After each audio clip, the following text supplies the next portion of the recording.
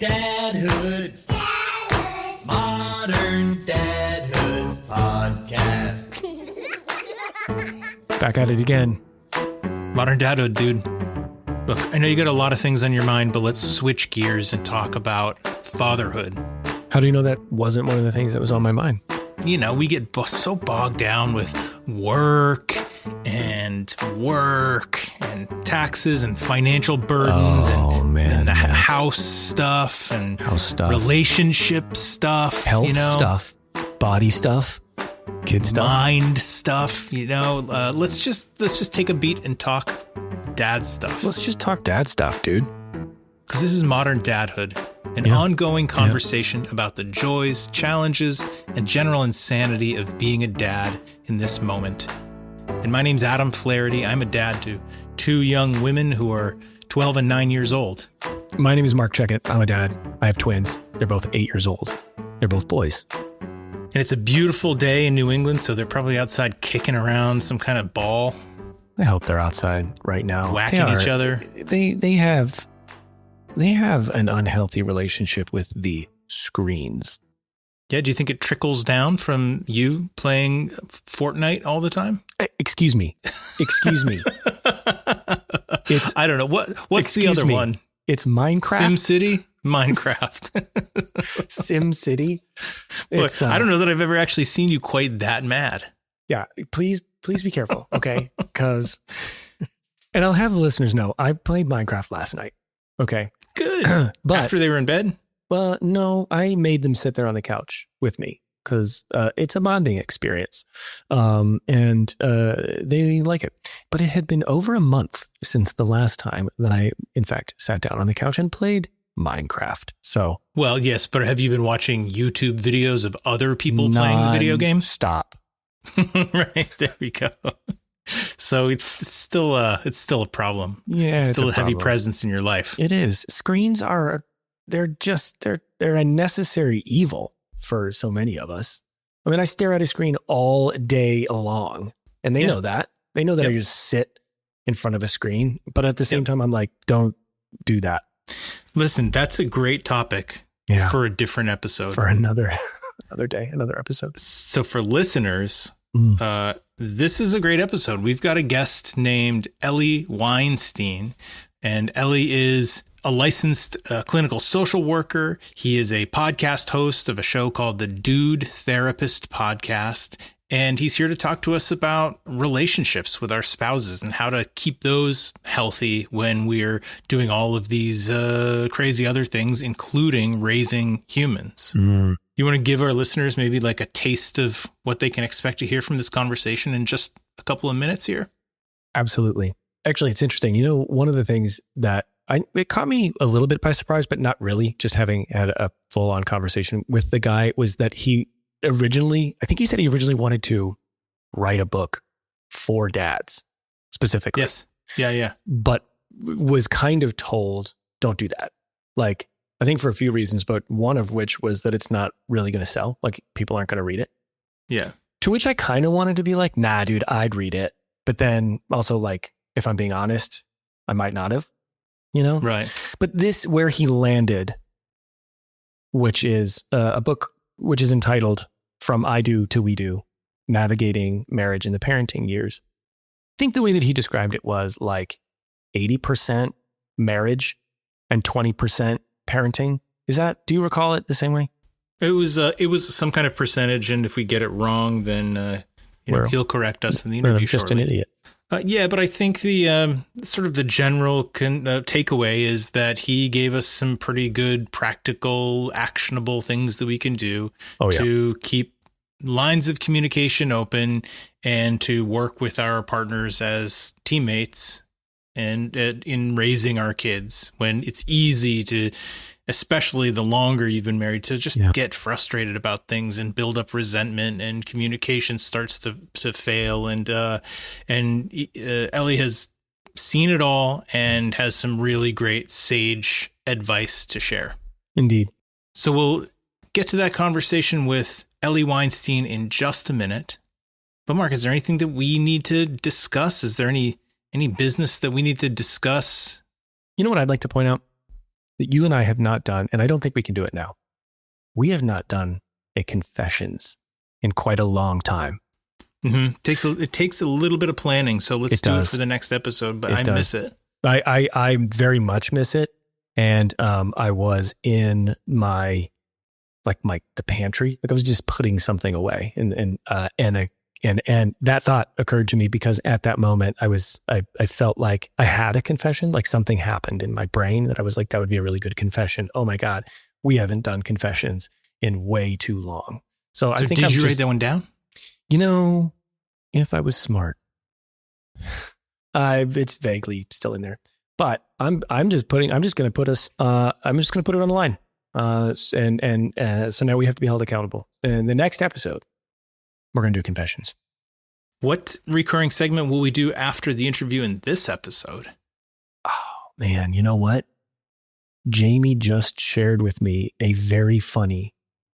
Remember how like once or twice, instead of did I just say that out loud, we actually did did I just hear that out loud? It's like a sub. Yeah. It's like a sub, Yeah. And she told me one. And now I can't remember. You know what it? I'm going to do? I'm going to text my wife. Text her. Go ahead. I'm going to text her right now. Wait. Everybody hold on for like 15 or 20 minutes, everyone. I'm going to put on a little music and we're going to wait for you to text your wife. I'm going to put on that really somber piano music version of the modern Dadhood theme. Yeah, put on the saddest one that we have.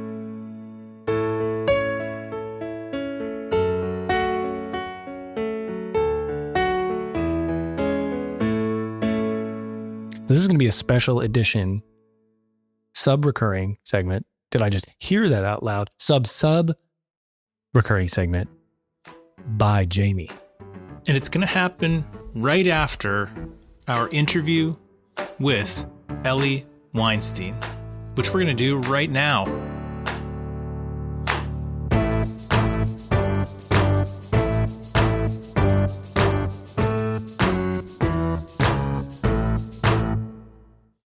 Eli Weinstein is a licensed clinical social worker. He's the host of the Dude Therapist podcast. He lives in Las Vegas with his wife and 2 kids, a third on the way, and he's here to educate us and enlighten us about how parents can overcome challenges in their marriage after having kids.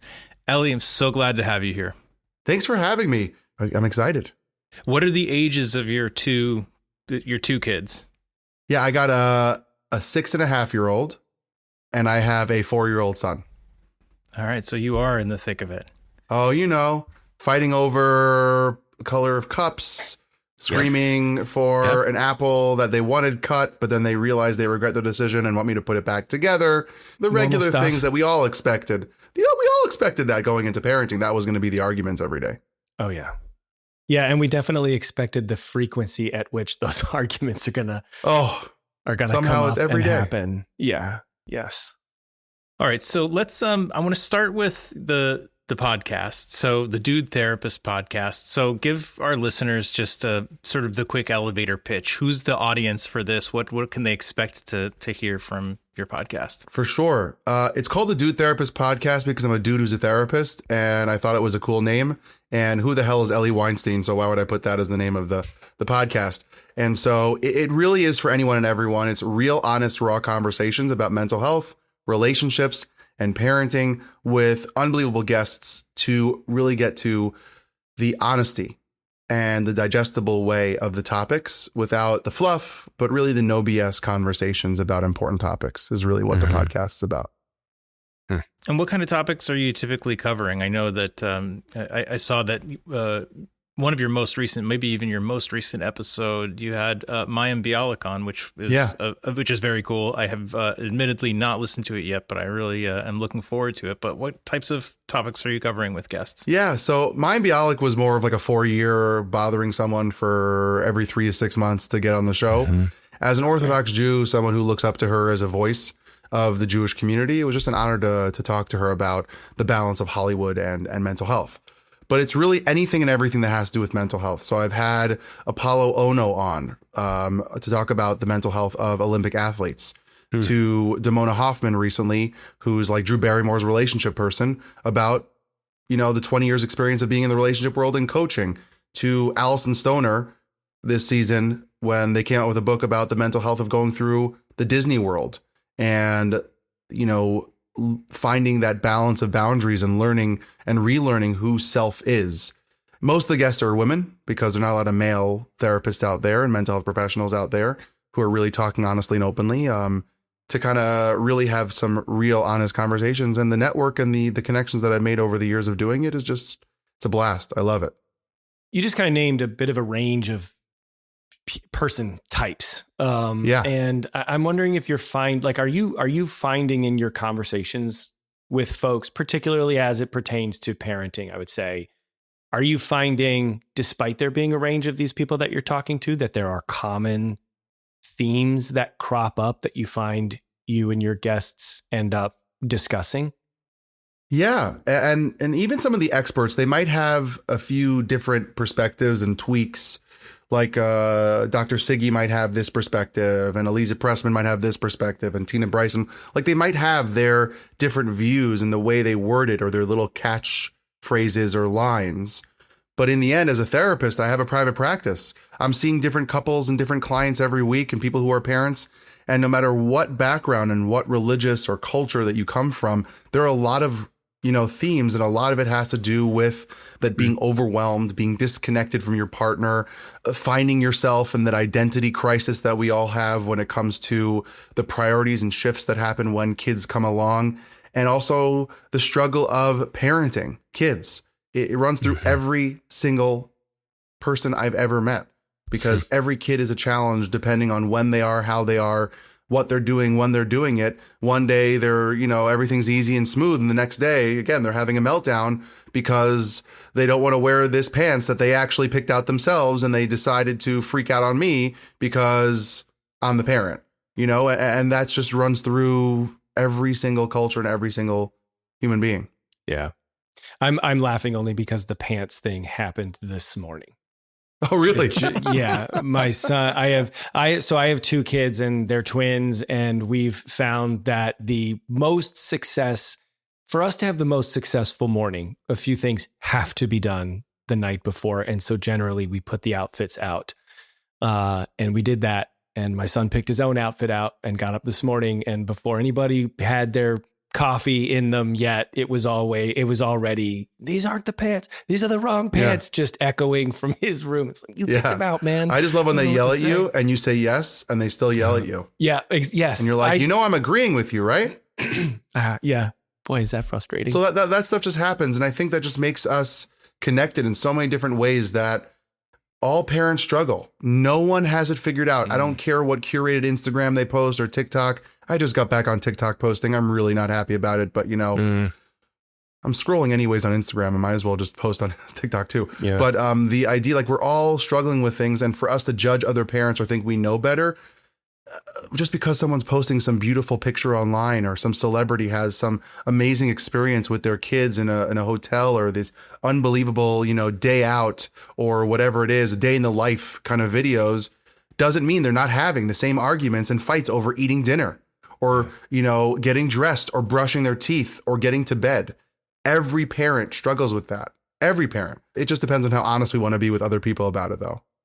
And your book that just came out, it's called From I Do to We Do, Navigating Marriage in the Parenting Years. And so I do want to chat a little bit about that, because it's so easy to see how, especially in those early days of having a baby, how every person who's a parent is going to struggle no matter what, just due to the lack of sleep. And it's just like a sort of an indescribably crazy time. And it's easy to see how a couple, when they're so pushed to their limits and so focused on keeping this new person alive, how the shift can focus from your partner to this baby, right? And depending on how long that period lasts, I would imagine it just gets harder and harder to sort of refocus on your partner. And so I guess what I'm trying to say is it's kind of easy to see how the seeds get planted for, creating a rift between couples, a lack of connection. Talk to me about that and how that sort of plays into the book, and then maybe some other common themes that you hear from people that that lead to these sort of disconnections that you're working to help them repair. Yeah, for sure. The book is really 80% a relationship book, 20% a parenting book. It's the crossover book that never existed. There's no parenting book that talks about the relationship of the husband and wife or whatever the parenting unit is. And it's the relationship book that never talks about being parents. Because parenting books are usually between us and the children and never about the partnership. So this is the crossover. And one of the things that are just something that I've been repeating very often on the podcast tour and all the different things that I'm doing for the book launch, this is a skill you have to learn. This is not something that you can prepare for at all. You can't. No matter how many conversations you have with your partner about when the baby comes, here's what we're going to do. That's all great and dandy. You don't know what's about to hit you. And it doesn't mean it's going to be destructive. It doesn't mean it's going to be crazy. It doesn't mean you're going to have, a screaming child throughout the night. You don't know. You could have a very calm, collected, wonderful experience in the beginning of the baby's life. But going from 8 to 10 hours of sleep to 4 to 6 hours of sleep on a good, sleeping baby does mess with you. But that's not the problem, though, because it's all the other shifts that are happening that no one's talking about, right? The priorities are now not focused on each other. We have less time and less energy to be able to focus on each other. Our bandwidth is now drained differently. The energy tank is now drained differently, but we don't know that until we're in it. You cannot talk about it before, and you cannot prepare or practice on it at all. Like a high school, what is it? They give you that bag of flour or the egg to prepare to be, a parent. Yeah, right. We usually break it the first day, or we drop the flour and it explodes everywhere. Babies don't do that, right? There's no, even those fake baby dolls that kids have. So there's no preparation. Yeah. So it is very much a skill, and the only way to learn it is be in it.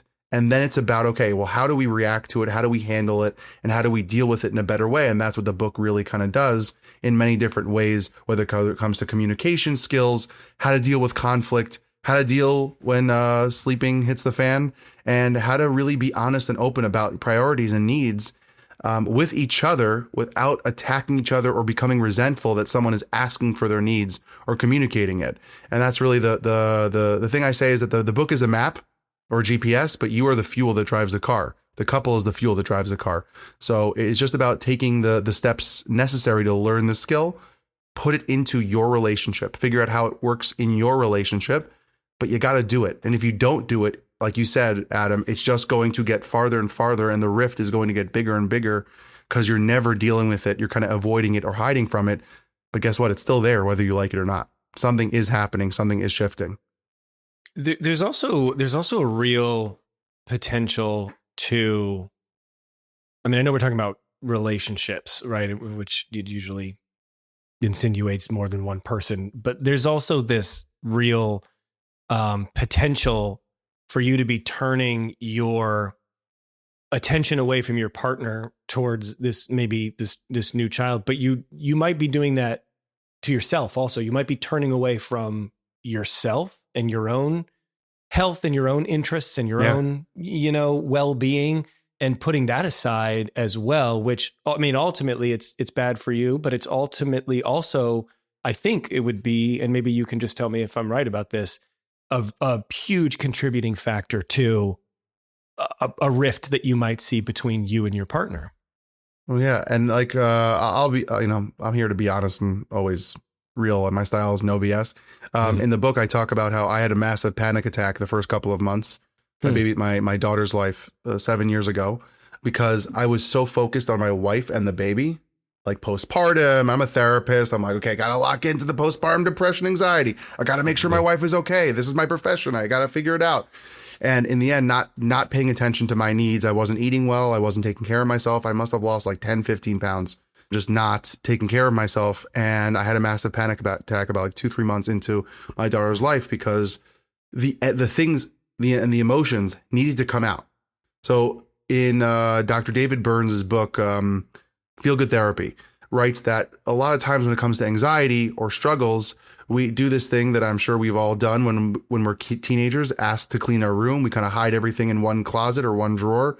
And then we go, look, parents, it's clean. Mm-hmm. But at some point, someone has to open that closet and everything falls out. So it's the same thing. It's called under the rug, right? We kind of shove everything under the rug and it comes out at some point. Men are lean more towards doing that, whether it's called being a bottler, where we kind of push everything down and avoid it, or we kind of know it's there and we hide it and avoid it and don't talk about it and we put it somewhere else, hoping that no one opens it or sees it. But then something does trigger it and opens it up and then explosion. So that's what happened to me. And it didn't cause a huge rift between my wife and I, but it did make me doubt me as a parent, as an adult, as a dad, that I suck or I'm not good enough because I can't even handle the first 2 months. This thing doesn't even move or do anything. It literally is a blob and I couldn't even do that. But it was a good eye opener to go, oh, shoot, I got to look at myself. Like I got to take care of myself, that if I take care of myself and focus on myself just a little bit more, not being selfish and not caring about anyone else, that I will be able to be more present and show up for my family. So I need to take care of myself so I can do that, because that's what is the benefit, to show up, not perfect, but to at least be there as best as I can. So you're 100% right. A couple minutes ago, you introduced the word resentment, which seems to be kind of a running theme through a lot of these types of conversations. And it seems to me that, you know, sweeping things under the rug or pushing them into the closet is a great way to fuel, you know, resentment long term. What are some of the techniques that you use as a therapist? I mean, understanding that every client and every situation is totally unique, but what are some of the strategies that you might use to help a couple discuss and start to work through some of that longstanding resentment? Yeah, every couple is unique, but there are some pretty real things that can be done for all couples. Resentment is the unmet needs of the things not being said, but we're not communicating it. So because I'm not communicating it and you didn't see it or you didn't do it or this didn't happen the way I hoped, we start, we get harumph and we get all internal with our stuff. So in the book, I have this thing called the Holy Trinity, which is basically the expectations and our perceptions because of that and how we then deal with our reality. So if I expect that something should be done, I literally had a client this morning tell me this. If I expect that you should be home by 12 o'clock because you said you were going to go to the gym and you don't show up at 12 and you show up at 2, now I'm angry at you. Why? Because I had things to do. But guess what didn't happen? I didn't share that with you. I didn't tell you, hey, sweetie, honey, I need you home at 12. That would, go out and do your thing, work out for an hour or 2 hours, do your thing. I got the kids, but if you can come home at 12, that would be really, really, really important to me so that I can do X, Y, Z. But if no one says anything and it's assumed and expected, or they should know me by now. We've been together for how many years and you don't know that? I hate that line. It doesn't help anyone, right? Yes, you're right. Ideally, if you're together for 10, 20, 30 years, you should know or be able to guesstimate better than other human beings that aren't in that scenario. But you should not know ever, because every day you are different. Every day you change. Your mindset's different. The way you're thinking about something changes. So it's important for the other person. Yes, I know it's annoying. Yes, over communicating is difficult, but this is the active work we have to do in relationships. So share. I call it full communication. That's the tagline. That's like the tactic. Say exactly what you need, how you need it, when you need it. The joke I always do with couples when I first work with them is I ask this very classic line: take out the garbage. What does that mean to you? The wife says, now. The husband says, when I have time. Or when I get to it. No one's doing anything wrong. No one said anything different. Take out the garbage is all that's being said. So if someone wants something done in the way they want it done, say it fully. Hey, sweetie, honey, can you please take out the garbage now because it's getting full and I'm about to make a mess in the kitchen. I need an empty garbage. And then you are now pitching that to the other person. The other person now has the right to say, yeah, I can definitely do it right now. I got you. Or I'm busy right now. I'll do it in 5 minutes or I'll do it in 20 minutes. I can't really do it now. And now is a choice that has to be made. Is the person asking going to go do it themselves, or are they going to be okay with waiting? But see, if no one says any of the stuff I just said, people get pissed. People get angry. You don't care about me. You don't respect me. You don't listen to me. Is classic things I hear all the time because no one's fully communicating and saying their exact full thought. what they need done, how they need it done, and why they need it done. So resentment is when we don't do that, when we don't share like a simple thing. I literally pushed back on the client this morning and said, hey, why didn't you just say I need you home at 12? Well, what? He thinks I'm just gonna be home all day with the kids without him coming to help out? I said, but you said he can go hang out with his friends or go to the gym. Why would he come home any faster than he thinks he needs to if you don't say anything? Mm-hmm. I'm not saying he's right for being out for 7 hours either. Mm-hmm. But if you don't say anything and you don't share your needs, that's on you too. It's accountability for both. So that's a lot of the things about resentment. I can talk about that for hours, but yeah, there's a lot of stuff that comes into it that really just comes down to very simple, no BS, fastball right down the middle. Say what you need and how you need it, respectfully, kindly and compassionately, but just speak up more. Oh, man. First question, do you have a camera in my house? Because you just described so accurately like a situation that happens. I literally just do this all day. This is literally my job. This is my work, my bread and butter. Yeah. I'm also married. You know, like I'm not like it's such these classic things. Yeah. And they're not classic and cliche because they don't happen. They happen to every couple. Sure. I'll just speaking from my own experience. So my wife and I have been married for 20 years this year. And congrats. Thank you.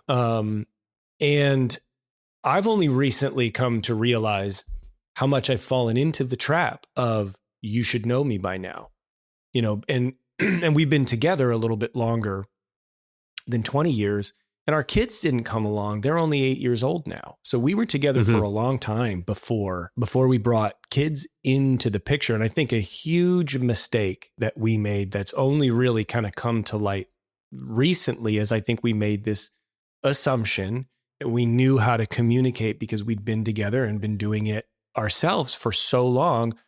Well, we'll add kids to the picture. Okay, it's twins. That's going to be hard, but we already know that part. We don't have to think about that part. We don't have to work on that part. Little did we know, add in all of the ingredients, the sleeplessness, the fact that it's new territory. We're stressed out. You know, we wrongly assume you know me well enough by now. And, you know, I'll freely admit that, you know, we're kind of in this place now where it's really, there's a lot that we need to sort of unpack to figure out the right ways in which to sort of communicate on a day-to-day basis. So I guess all I'm saying is that everything you're saying to me is it's really hitting me. And even though I guess maybe I do sort of have a question here somewhere. I wonder when you meet with a couple that is maybe early in their relationship, maybe they're let me ask a clarifying question actually first, and maybe we can even cut this, but do you meet with couples that don't have kids? Like, you do. Okay. So if you're meeting with perhaps a like a newlywed couple and they're talking about having kids and they're trying to do the right things, by preparing themselves and doing the sort of work that needs to go into, you know, a relationship like that. Like, how does your advice for someone like that versus someone like me, if my wife and I walk in, we've already got 2 kids, we've been married for 20 years, there's this entangled mess that we're trying to figure out. Like, how does your approach maybe differ between those two types of scenarios? First of all, thank you for sharing all that. And if you need help, please email me. I don't even mean professionally, but if you just want to chat friend to friend, you know, I got your back because we all need appreciate that. We need that support of brotherhood and manhood to go through that stuff. And it just, what you're going through is just a very healthy, normal thing. You've been together for, you know, I can't do math. So 12 years before you had kids, right? Yep. Math is not my strong suit. I'm a therapist. Don't do math, right? So 12 years. There are a lot of things you guys do know about each other. That's a real fact. It's not an assumption. There's a lot of things, you know, this person gets dressed this way. They like this kind of food and those kind of things. That's stuff that is the normal life that you are experiencing together, right? But this is not something you've experienced before. So you don't know it. Even when you're in it, your kids challenge you every day differently, right? My 4-year-old challenges me different than my 6.5-year-old. Really, she's almost 7. And the newborn that's coming in July is going to challenge us differently than my 4-year-old. And I don't know how that's going to happen. And my communication with my wife is going to demand that I pivot and change and figure out how to communicate my needs with that scenario in that time. Very like, what is the present struggle, and communicate it right here. The difference that I would do with a young couple who doesn't have kids, and the book is for them too. The book is also for anyone thinking about having kids. It doesn't have to be people with kids. And secretly, you don't even have to want to have kids to read the book, because it's a lot of relationship tactics that are good for any couple. That's what I would do with them. What I would do with them is they are young and naive. So I wouldn't like break them, so to speak, but I would teach them a lot of relationship skills that are transferable, period. That are just things to start practicing them. Start putting it into place. Don't wait till it hits the fan and then you go, shoot, we got to now back up. When it comes to couples who have more interconnected things and a lot of depth to the stuff, a lot of the work is releasing the interconnection. It's like pulling the strand from here to where it's connected and cutting the cord to that past. Because a lot of times we hold on to that crap. We hold on to it. Well, when we first had kids, you didn't do this to me and you didn't help out. Well, now this kind of has the same flavor to it. So it still holds that power. A lot of it is like breaking those mindsets and those rhythms that we think are the same, and then going, okay, now that we got rid of all that garbage and all that stuff, we're right here again. We're in the present. Let's try to create skills that are transferable to the present issues that we can go from here now going forward. The quote I got really obsessed with while writing the book, because, when you write a book, you have to find quotes and all these silly things that we all do and, try to be all fancy and cool. And just a suggestion, anyone writing a book, do not use ChatGPT or AI to find the quotes. The quotes are not quoted right and they're not real. They just make them up because it sounds similar. So please just do your research. But it's by C.S. Lewis, and it really changed my perspective for myself. Something that I just hold in my head a lot now is, you can't go back in the past and rewrite your story, but you can choose today how the story ends. Right? You can choose today, together as a team, you and your wife, how you're going to write the story of today. Don't focus about the past. Yes, it's there. It gives you guys so much. It gives us so much context, which is the hard part. There's so much story behind us, and we hold on to that and look back thinking that we can change that. I had a client of mine that I worked with a couple of months ago who the wife was really stuck on the postpartum struggle she had 4 years prior. They only have one kid, and she could not get past all the stuff that didn't happen during that 8 months of time. And the being let down and being disappointed still holds and rings true 4 years later with how she sees her husband. And her husband's not that guy anymore. And he's admitted and apologized for all that stuff, that he wasn't his best self. And neither was she, but he didn't show up for her the way that she deserved. And he admits that, and still it rings true. Guess what you do? Choose today. Today. How are we as a team going to attack and write our story today, tomorrow, next week? And we have the choice to change that. And I'm not saying just because I'm saying it like this, that it's easy. That is the battle. Sure. That's the fight of relationships is, are we going to choose that? Are we going to be active in our relationship today to make the choice that we have each other's back and we are a team battling that? And that's the thing about the book. It's from I do, the individual, to we do. We are going to be a team. And that there's a chapter at the end of the book called Us versus Them. Them means everything else. Doesn't mean just the kids. But everything else, all the noise, all the outside stuff. And that takes a lot of mindset and teamwork and conversations. How are we going to do it? What does that mean for us? Where are we going from here? How are we going to forgive each other? How are we going to let go of our own things that we're holding about ourselves? And then choose today that this is the story we're writing from now going forward.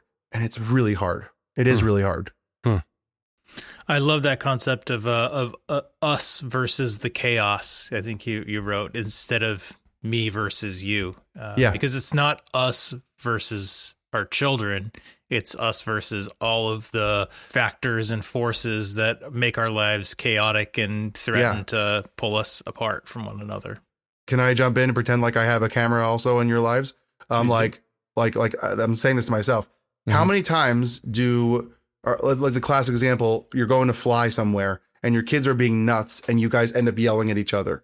You're driving in the car and your kids ask for the 80th time, are we there yet, in the first 5 minutes? Or the iPad doesn't work, or I want a snack. I want another snack. I have to go to the bathroom, whatever the annoyance is. And now we are arguing at each other, but we didn't do anything to each other. They did everything.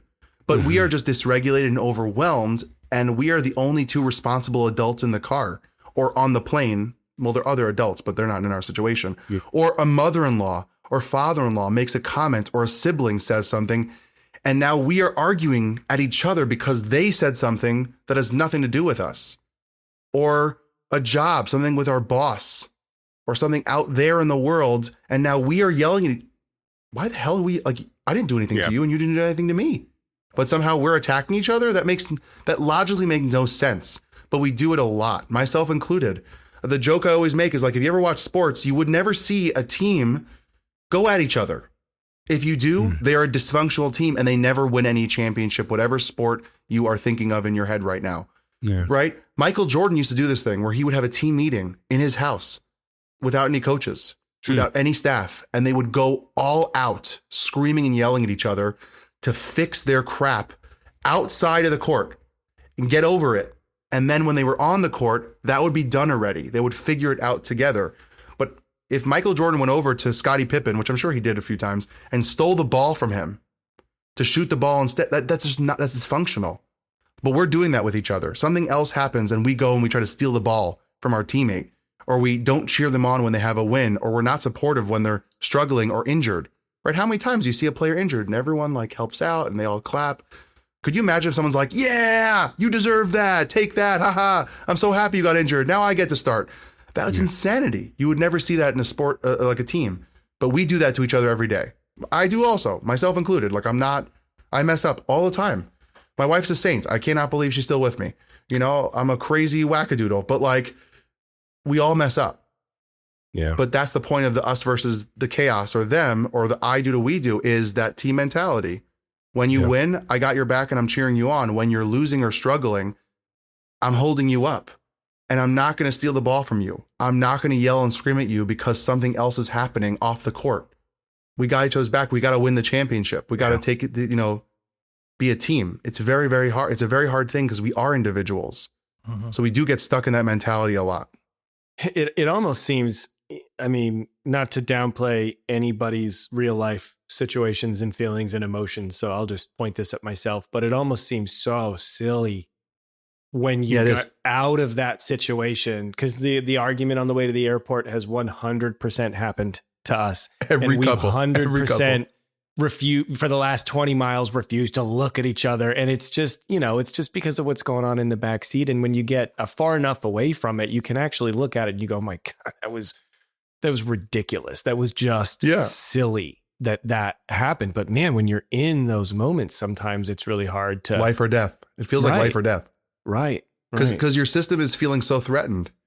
So like, I have ADHD, and something that I struggle with is that I get very dysregulated by noise sometimes, depending on the day, or being like, this is energizing, but working with clients can be very draining for me and many therapists. And by the end of the day, if my kid is clicking kicking the table while eating, or tapping, or making that sound over and over again, that toy that you wished wasn't in your house, but a mother-in-law or parent bought it and now it's in the house, and you want to just throw it out without the kid knowing, but it's their favorite toy and they'll realize and scream, right? That stuff overwhelms me and I snap sometimes. But like, I'm not in any danger, but my system's like, something's wrong here. You need to react and protect yourself. So usually that happens with couples. It's the story I give, and my wife gives me permission to tell these stories because I've asked her, and I have a list of the ones that are allowed and the ones that are not. There was one time I asked my wife, hey, can I clear the dishes in the sink? I just want to clean them up. I just didn't know if you were ready. I didn't know. I just want to make sure that, I'm not stepping on toes, that you were planning to, or whatever your preferences. And she yelled at me, screamed at me. And I was like, I've never been yelled at for offering to help. This is new. What is happening here?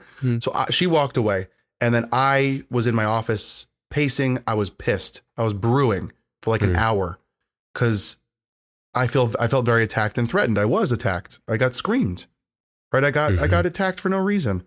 So we have this thing in our marriage, which I put in the book. It's called rompus. Rompus is my favorite word because it means to dance. It's from Where the Wild Things Are, one of my favorite books. It means to dance and to be jolly. So we have a code word, and you can make whatever word up you want. Doesn't matter. You can use rompus if you want. Enjoy.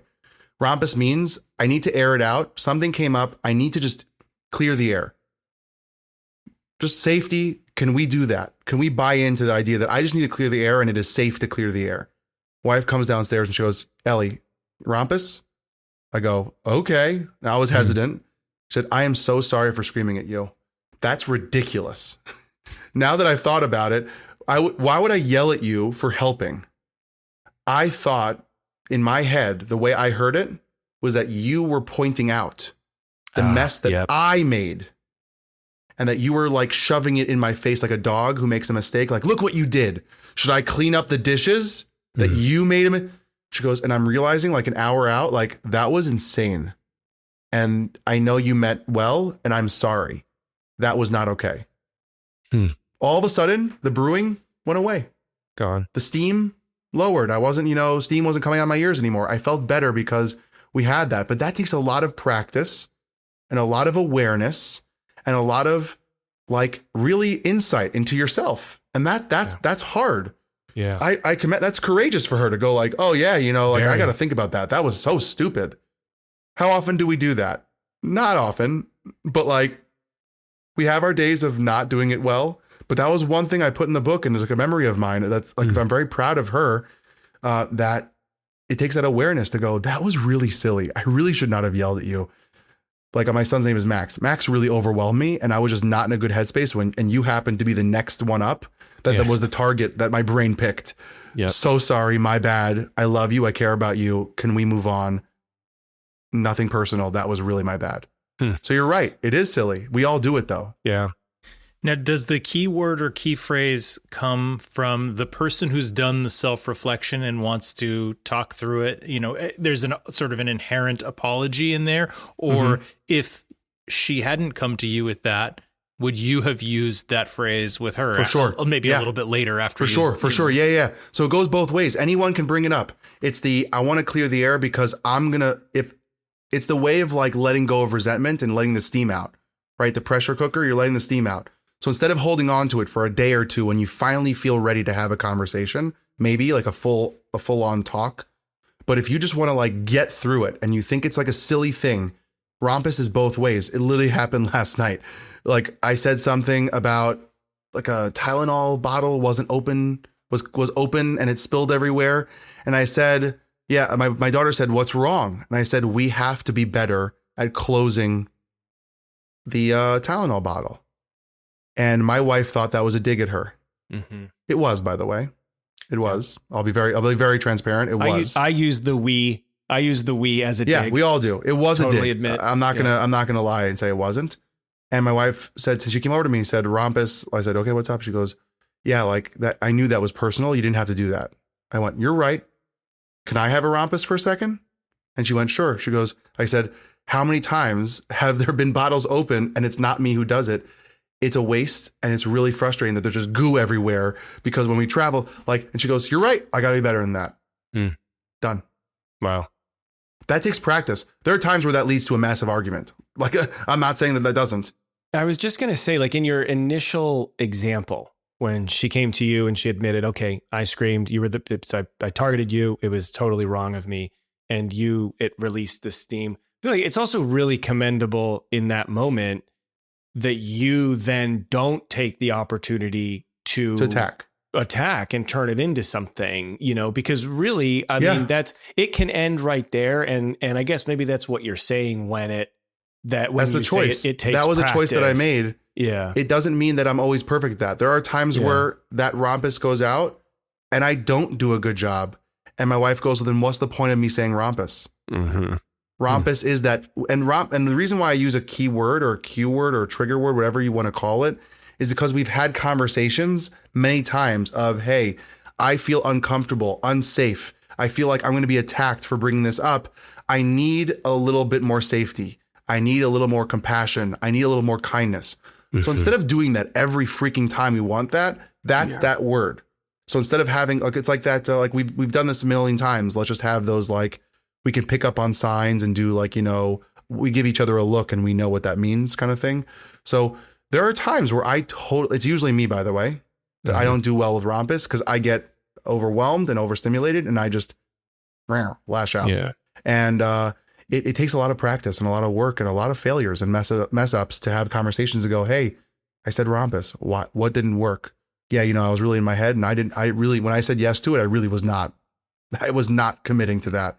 I got to do better at saying yes if I really mean it. But it happens a lot where we just need that little quick one, like a huddle, like a 1, 2, 3 break. Yeah. Like, let's get in, solve this problem right here, not let it become, because I don't know about you guys as dads, how often does that thing now become something as like fodder for the next thing and the next thing? Yep. And now you are just multiplying that intensity or that frustration. And it's even harder to quelch 3 hours later or 5 hours later or 2 days later, because now it's built upon how many other frustrations you have, how many other annoyances you have, how many other, problems that come up.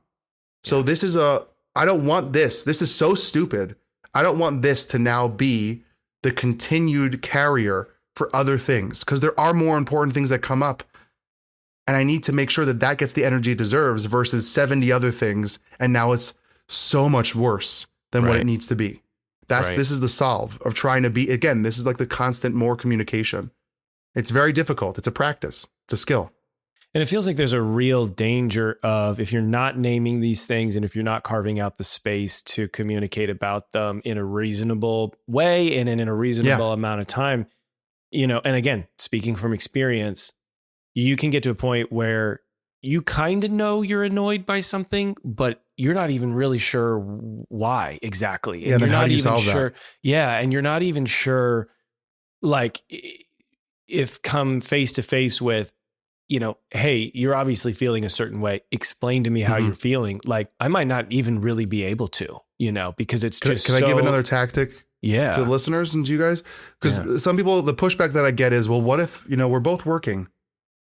She left the house to do this. I'm dealing with the kids there, and we don't have the time to do that little huddle rompus little thing. So something I really suggest, again, this has to be the right person, the right thing. Not everyone's into what I'm about to say. And it's not anything weird. Just not everyone likes to do journaling. So I like couples journaling. And what that really means is you get a journal. I have one somewhere. I don't know. I usually have a journal somewhere in a room. And if I felt wronged or I felt annoyed or I felt frustrated by something and we don't have the time, or I am not ready to talk about it yet, but I need to process it, because if I don't, it will come out at you or the kids. I write it in the journal and I put it on her bedside table or somewhere that wherever decided place is the pass off place. And all you say to the person is journal. That's it. And it doesn't have to be this whole conversation. Now they can read it on their own time. They can process it in their own time. And you can talk about, hey, when do you want to talk about the journal entry? And then it could be a planned thing that tonight, when we have time for 30, 45 minutes or whatever, let's make time later. I'd really love to discuss what happened and let's have a back and forth. Or there's a back and forth within the journal. The journal's not positive. It's not like happy-go-lucky, and it's not ripping each other a new one, attacking each other. It is just airing out the pressure so that you now have a place to process it. If you can't do the rompus moment, if you can't do that huddle, at least you have a personal way of doing it. So at least you are getting it off your chest. And you are now not letting it build to being something even worse, where you don't even know what the hell you're upset about. Yeah. I love that idea. Yep. That's an awesome idea. Brilliant. Yeah. It sounds like any parents or really any couples could benefit from buying and reading this book. The title of it is From I Do to We Do, Navigating Marriage in the Parenting Years. Eli, where do you like to direct people to purchase the book? Yeah, my website's the best place, eliweinsteinlcsw.com. There's a tab for book, there's a tab for the podcast, a tab for my services, and things like that. And you can follow me on Instagram, Eli_Weinstein_LCSW, and now on TikTok again, begrudgingly, but I'm there. Because why not? And please, questions, email. You got thoughts? DM me. No questions bad. And the one thing I will just end up, like, you're not alone as a parent.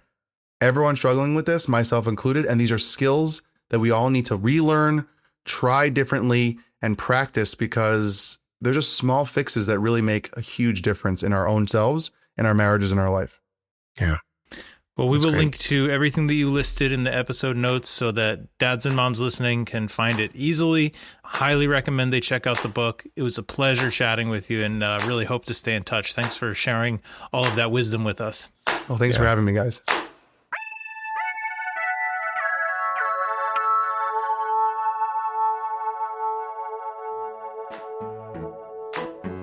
Mark, we've been teasing it since the beginning of the episode.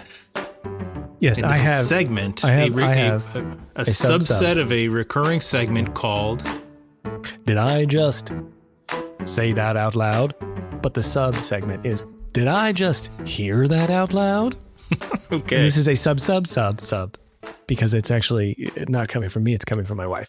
Did my wife just hear that out loud? Yeah, okay, all right. So she overheard a conversation between the two boys, which is one of the greatest things, by the way. If you can, not like in a creepy I'm spying on my kids way, but if you catch your kids having an innocent interaction with one another or maybe with a friend, and you can just take that in like a little bit, like do that, because it's just wonderful sometimes. That was happening in one room, the boys' room, one room. Jamie, my lovely wife, was in another room. And I think what they were discussing was, one of my sons in particular is obsessed with like wrestling right now, like WWE wrestling, and has this book that he's toting around and has gone through every page. He wants me to quiz him out of the book in the evenings, which I think is very funny. He's like, tell me their weight and their height and their special move, and I'll tell you who it is. So it's great. But she overhears him say to my other son, he says, oh yeah, I think he's Chinese. And then took a beat, to which Jamie leaned in a little bit more, like what's going to come next? And then he tried to course correct a little bit. And he said, oh, no, I think he's a Japan. I think he's a Japan. Okay. All right. So yeah, well, is not correct. It's not correct, but he's trying. Yeah. I don't think there's any malintent there. Right. He's only didn't quite get there with the rest of the ease part. He End of dropped Japan. off the ease part of it, which maybe might think he doesn't know that exists.